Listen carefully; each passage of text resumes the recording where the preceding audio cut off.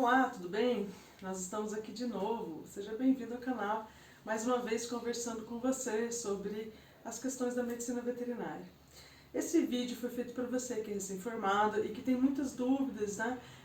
Como todo recém-formado, de como proceder no seu dia a dia, de como atender o seu paciente, de como atender o seu cliente. E no vídeo passado nós conversamos sobre a DTuif. A DTuif é essa doença importante, que é a doença do trato urinário inferior felino, ou distúrbio do trato urinário inferior felino, e do quanto essa DTuif afeta a vida dos gatos. Foi falado um pouco mais, na verdade, também sobre a abordagem clínica do paciente com DTuif. E eu prometi para você que eu traria um vídeo sobre o manejo do paciente com DTuif. Então eu gostaria de falar como clínica geral, o manejo básico do paciente com DTuif.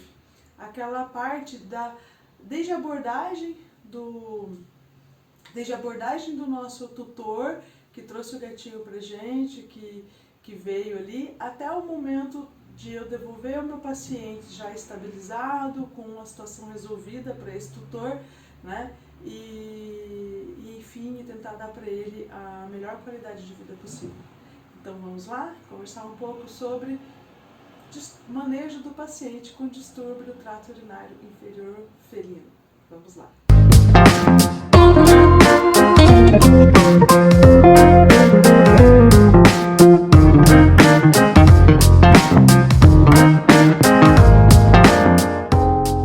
Bom, então o distúrbio do trato urinário inferior felino é uma doença, um problema que afeta muitos gatos, né? Pode afetar gatos desde 1 ano de idade, mas comumente afeta gatos a partir de 4, 5 anos de idade, mais comumente a partir dessa idade. Esses gatinhos, quais são as características comuns? A absoluta maioria deles, né, acho que mais de 95% deles são machos, castrados, muitos são obesos, comem todo tipo de alimento, mas em geral ração seca, né, ração para felinos, e de vida sedentária. É muito mais raro você atender na clínica veterinária um paciente que seja de vida semidomiciliar ou de vida livre, principalmente aquele paciente de sítio, por exemplo, que tenha doença do trato urinário inferior felino, e isso pode estar associado a diversos fatores, como o simples fato dele poder exercer atividades físicas, né, se mantendo assim mais saudável. A maioria também desses pacientes de fazenda ou de sítio, eles não são castrados, e a castração ela é necessária, né, para a gente evitar que o paciente fique estressado quando as fêmeas estão no cio, para diminuir territorialismo e agressividade, para que ele fique mais tranquilo, mais domiciliado, não saia à rua, nem corra risco de atropelamentos, mas ela tem a desvantagem de aumentar a possibilidade do paciente de desenvolver a doença do trato urinário inferior felino. Muito bem, mas a gente falei para vocês, né? Eu conversei com vocês, nós conversamos na semana passada, no último vídeo, de que nós falaríamos sobre a abordagem desse paciente, desse tutor que tem esse paciente. Então, tem coisas importantes que nós precisamos questionar o nosso tutor, perguntar para o nosso tutor como que ele trata esse paciente. Então, a primeira coisa que a gente precisa se informar é sobre a alimentação.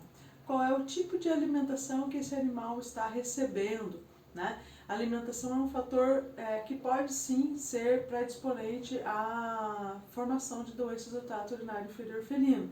Então, pacientes que comem ração comercial, de baixa qualidade, ração seca, riquíssimas em sais, esses pacientes, eles normalmente eles tendem com maior frequência a apresentar o distúrbio. Então a gente começa ali já a orientar o tutor no sentido de dar uma dieta para esse paciente muito mais rica, muito mais equilibrada. E aí nós temos várias rações no mercado que são super premium e que prometem defender o trato urinário inferior felino desses distúrbios, então nos ajudam a equilibrar.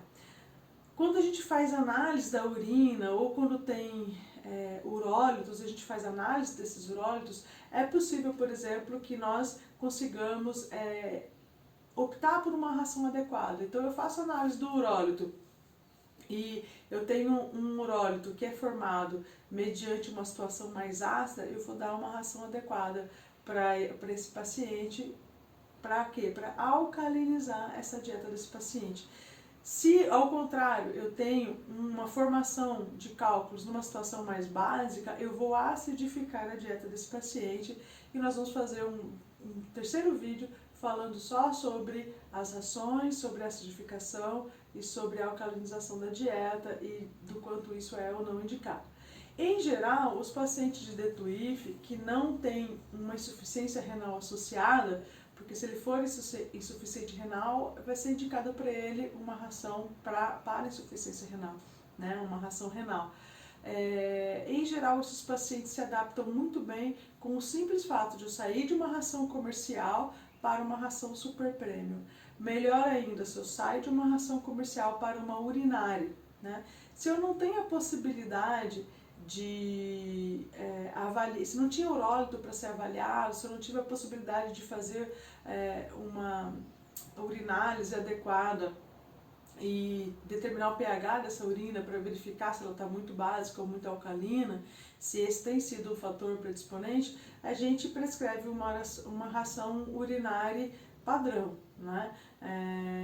Existem rações de diversas marcas diferentes que vêm com esse nome urinário e que defendem o sistema urinário, então isso é importante.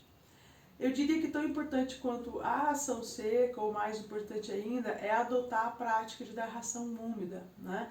A gente sabe por veterinários que são especialistas em felinos que, ao contrário do que se pensava antigamente, a ração úmida ela é muito benéfica, né? Por quê? Porque como ela já vem adicionada de água, ela é muito boa para aquele paciente que ele já não tem o hábito de beber muita água, né?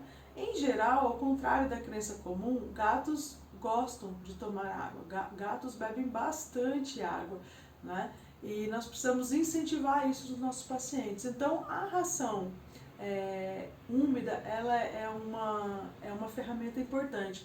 Também existem rações úmidas que trazem na sua formulação muito menos sódio, muito menos sais, e isso facilita um trato urinário saudável. Então é importante escolher não qualquer ração úmida, mas uma ração úmida que facilite o trato urinário do nosso paciente, né? Que se preocupe, que tenha lá escrito que ela defende o trato urinário, saúde para trato urinário, né? Urinary Defenser. Então são termos que são utilizados nessas rações, em geral rações super premium. Então quando eu estou tratando com ração super premium, eu tenho um aditivo importante nesse sentido da saúde do trato urinário do nosso paciente, tá bom?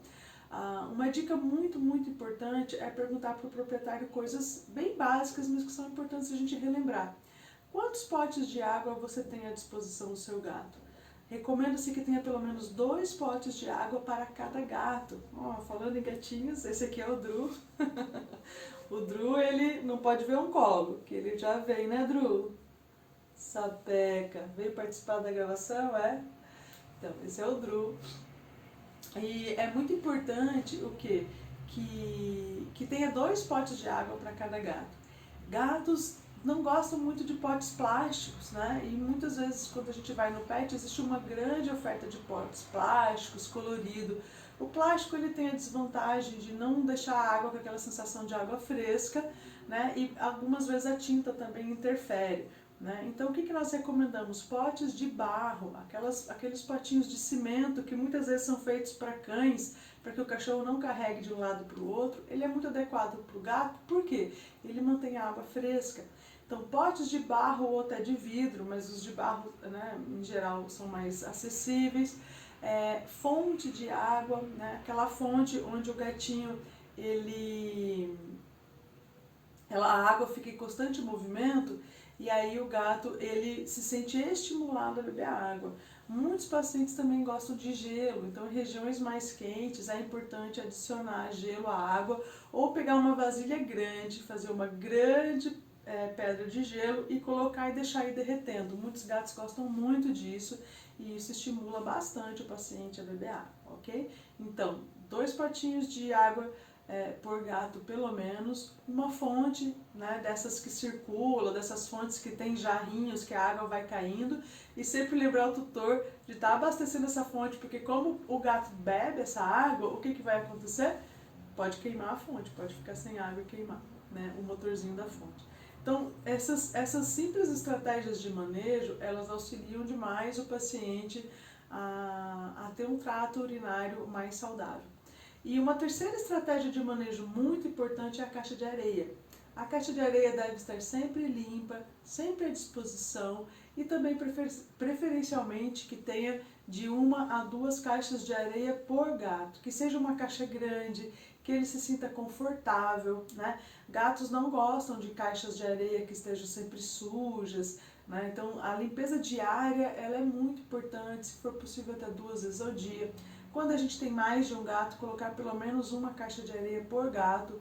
Sim, muitos gatos dividem as caixas de areia, mas muitos gatos não gostam, o gato é territorialista, então apesar dele viver bem em grupo, muitos gatos não gostam e começam a evitar a caixinha de areia. Então ele vai ficar retendo aquela urina até o momento que ele não aguenta mais. Então de tanto fazer retenção urinária, ele vai poder entrar num novo quadro de cistite, né? E aí vai acabar prejudicando o seu trato urinário e desenvolvendo uma DTuIF. Então são conselhos básicos que nós precisamos dar ao nosso tutor, ele precisa entender a importância disso, né? São muito comuns as recidivas em pacientes com DTuIF. Então a gente ter uma abordagem com o tutor sincera, honesta, falar com ele sobre a importância disso. E uma quarta e última dica que eu dou para você é, se tiver um especialista em felinos na sua cidade, recomende. Né? Você não vai perder esse paciente, muito pelo contrário, o tutor vai ficar agradecido, sempre que precisar ele vai voltar para você, mas recomende uma consulta com um especialista, porque o especialista sempre tem uma visão bastante ampla sobre aquela especialidade dele, bastante definida e consegue dar orientações muito importantes.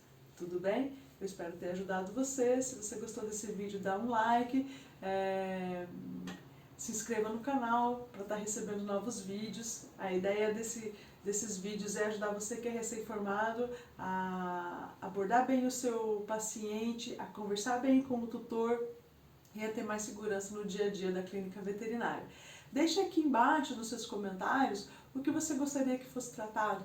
Nós teremos muito mais vídeos e nós teremos muito mais doenças, assuntos, dúvidas. Deixa a sua dúvida, né? De repente você tem uma dúvida pontual, a sua dúvida é importante porque a sua dúvida com certeza é a dúvida de mais gente que está enfrentando aí desafios na carreira profissional. Tudo bem? A gente volta a conversar. Por hoje é isso, ficamos por aqui. Até o próximo vídeo. Tchau!